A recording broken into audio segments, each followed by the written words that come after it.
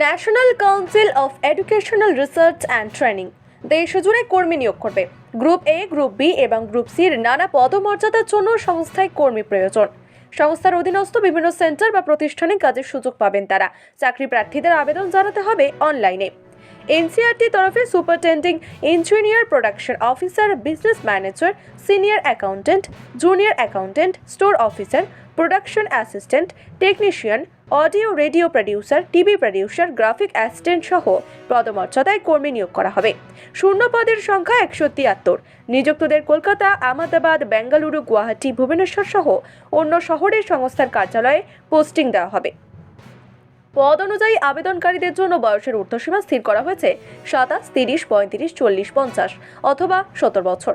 পদের ভিত্তিতে নিযুক্তদের বেতন কাঠামো হবে ন্যূনতম 5,200 টাকা থেকে শুরু করে সর্বাধিক 15,600 থেকে 39,100 টাকা। কিছু পদে আবেদনের জন্য দশম বা দ্বাদশ তৃতীয় হতে হবে। আবার বাকি পদের ক্ষেত্রে স্নাতক বা স্নাতকোত্তর যোগ্যতা থাকতে হবে।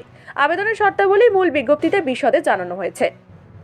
প্রার্থীদের যোগ্যতা যাচাই করা হবে সিবিটি বা অনলাইন পরীক্ষা, স্কিল টেস্ট বা ইন্টারভিউয়ের মাধ্যমে, যার দিনক্ষণ এখনও জানানো হয়নি।